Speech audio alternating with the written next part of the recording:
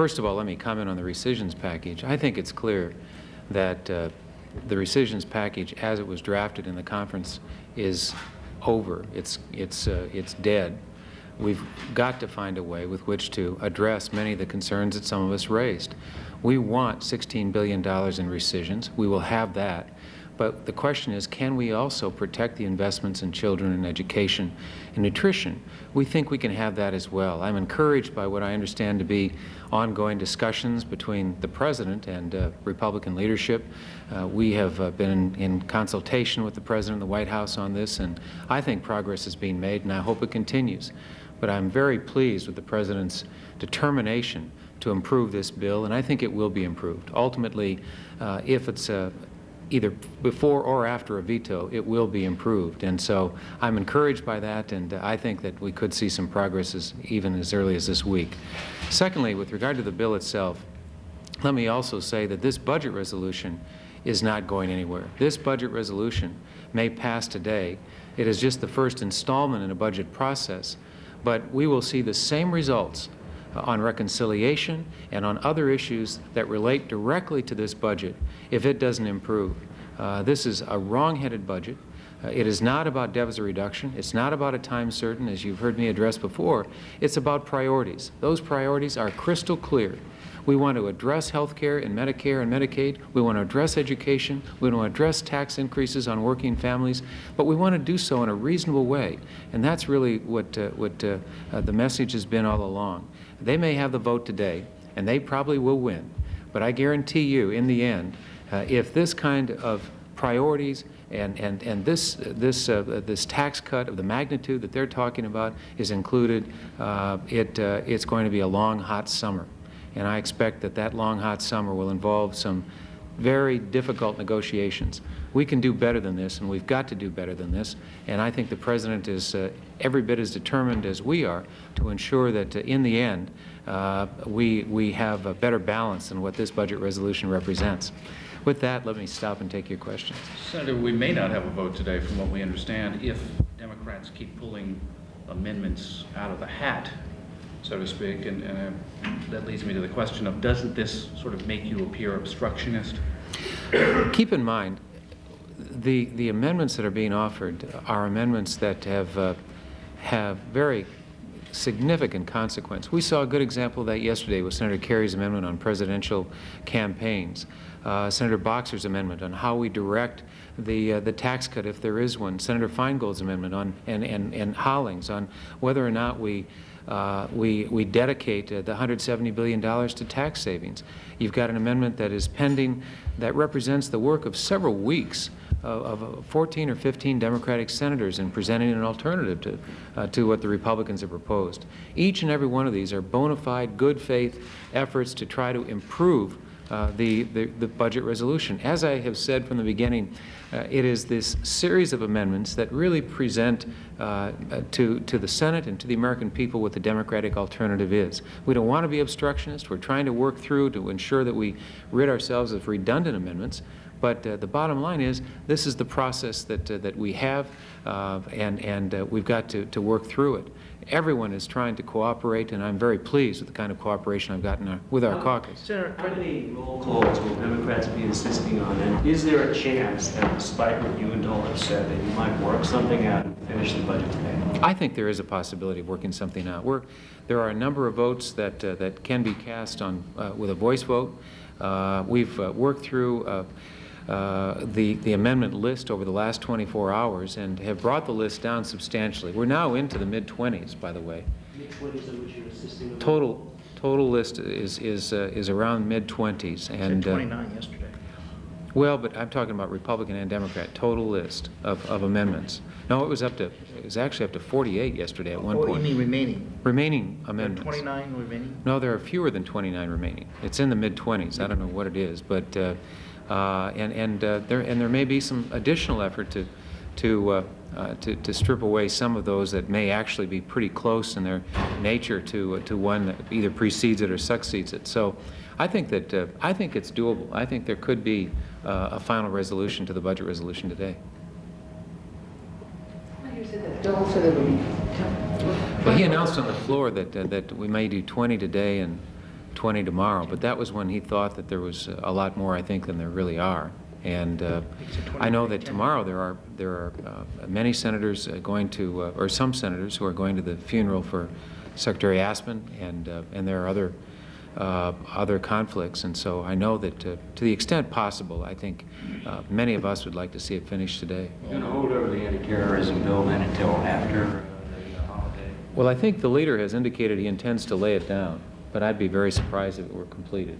So that probably will be the pending legislation when we come back. Do you anticipate a prolonged debate on that, or is that something that's going to skim through? I don't think it'll skim through. We have some senators who are extremely concerned about the habeas corpus provisions in the counterterrorism bill, and we'll have a number of amendments, and we may have some extended debate on that. I certainly don't expect to see extended debate on the bill, but I don't think it's going to slip through either. Senator, on the presidential campaign fund, what do you see for the long term for the rest of the year on that as a result of yesterday's vote? Well, I think that this was a clear indication that, at least as far as the Senate is concerned, there is strong support for maintaining the presidential campaign account and the system we've used. I think it would be a step backwards to say we want campaign reform, but we're going to repeal what we've already done as it relates to presidential politics. And so I think the Senate made a wise decision, and I hope we keep it. That opening annuar, that's involved budget resolutions. It's probably going to be in it when it passes today. I mean, is that the final word there? I mean, is there going to be more action in this Congress on that issue? I think the vote on ANWR is the opening round of an extended debate about what we do with ANWR and how we handle issues relating to energy, especially as they relate to environmentally sensitive areas. This is not the last vote. It was a vote under very limited time constraints. There wasn't a good deal of debate about its ramifications, and we'll have many more opportunities under less constrained circumstances to talk about ANWR in the future. Senator, on that, going back to the presidential campaign fund, was there any vote there that reminded you of Watergate? Excuse me, Pi? Was there any vote that reminded you of Watergate when the issue came to the Senate floor, when it was voted on? You mean with regard to the presidential campaign fund? This isn't going to work. I thought of a lot of things, but Watergate wasn't the first thing that came to mind. Just one other question. Long term. But I understand why the question would be asked, because obviously that's really what caused the creation of the presidential campaign funds. One senator. Was that all there was? No, not that, but who was directly involved in the proceedings that, never mind. Okay. But How do you think of Fred Thompson, right? I didn't want to say it. Anyhow, the point is, my question is, what do you see for the fund long term? Do you think it will survive? I do think it will survive, and I believe that it's important it survives. Obviously, there is a great deal of concern. We're going to get into term limits and a whole range of issues that deal with the symptom of our failure to produce good campaign finance reform. We've got to pass meaningful campaign reform at some point. And I think it was great to see enough Republican senators with the courage to step up the plate to say, look, we're not going to roll backwards. We've got to keep moving ahead, at least on something this fundamental. So I'm encouraged by that, and I thought it was a good vote. It sent a clear message that even under these constraints, it's probably the least conducive environment within which to bring something like this up. It passed, and so it was more of a victory than we had a right to believe we'd get, and I'm very pleased with it. Senator Daschle, the foster vote in the committee keeps getting delayed because of the work on the floor. Is there a concern that that's going to be put off now until after the break, or is the feeling that you've waited this long, a week's not going to make that big a difference? Well, Senator Kassebaum has reiterated her determination to have the vote tomorrow morning, and I believe she set the time for 9 o'clock, and I hope that she hangs in there and does what she says she's going to do. It's another good reason why we want to finish the budget resolution today. But I think that there will be a vote. She has reassured some of our colleagues that she intends to have the vote. She wants to accommodate the Senate schedule for good reason. But I think you'll see the vote tomorrow morning. Senator, getting back to the Speak a little bit about how you expect the conference on the budget resolution to play out and how the tax issue might shape that. Well, I think we've seen some of the tea leaves with regard to taxes during the debate on amendments. In my view, what you will see in conference is something beyond that which you've now seen in the Senate. They will keep the $170 billion, and it is my guess that they will add to it, taking some of what the House has proposed to be additional tax cuts. My guess is they will not target it. It will be wide open, thereby providing for the same the lack of balance on who ultimately benefits from a tax cut of this kind. It will continue to benefit the wealthy at the expense of the rest, and I hope that we can avoid that from happening. But I must tell you, I'm not very optimistic. I think you will see a tax cut of some magnitude once the conference has been complete. Senator, you say it's going to be a long hot summer and the budget resolution ultimately is going nowhere. Where are you going to get your leverage if this is a reconciliation bill, can't be filibustered, the Republicans can hold together? Well, of course, the President can veto a reconciliations bill, and I hope he holds to his promise to do so if the resolution at all reflects what we've seen to be the imbalance in both the House and Senate budget resolutions. That is where we have to come to the table and come to grips with many of the consequences of this resolution, and I'm convinced he will. I have no doubt the President will do to reconciliation what he's done to the rescissions package. And in fact, it's all the more the reason why I think his determination to veto a bad bill on rescissions is a clear message and a marker to Republicans that they've got to negotiate with us in good faith if indeed they want to see something pass in the end. If the conference report on reconciliation comes back with a tax cut of some magnitude, as you are guessing, do you think it'll go through this Senate? I don't. I don't think you'll see a tax cut of the magnitude of the Republicans' proposal will pass. I mean, obviously, they're going to need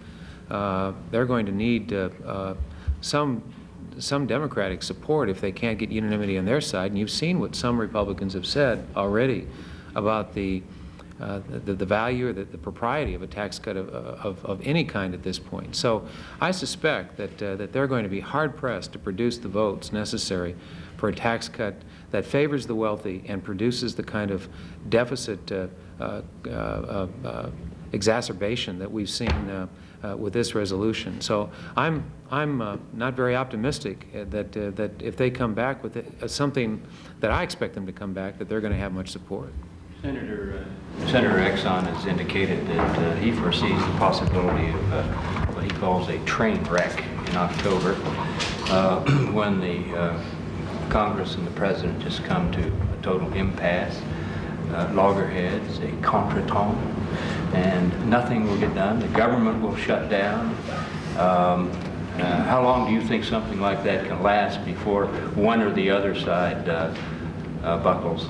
And you know, Jim Exxon is an eternal optimist. I mean, so I mean, I'm just telling you, that's how bad things look if things don't improve here. And Jim Exxon isn't the kind who make dire predictions like that without some basis. And I think he's accurate. I mean, obviously, we're just getting into it. And you've seen the first round of what I consider to be one of the most consequential debates of the 104th Congress.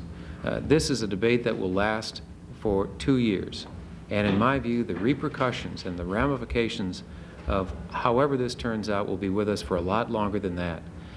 These aren't just games we're playing. They're very serious debates about extraordinary consequences for the country and for the economy. And so I think everyone should be on notice that as important as this debate is, we simply can't roll over. We've got to fight it. We've got to make as much of a contribution to what we think is the right direction we want this country to go in, and this will avail us the opportunity to do that. But it's going to get tougher, not easier. This is the easiest of the rounds. This is the round that is probably most conducive for easy decision making. It gets tougher after this, and so Jim Exxon's predictions are accurate, and I think and they ought to be heeded. I've got to go vote. Thank you all. Thank you. Have a good weekend. Or no, wait, tomorrow is Friday. I guess I'll see you tomorrow.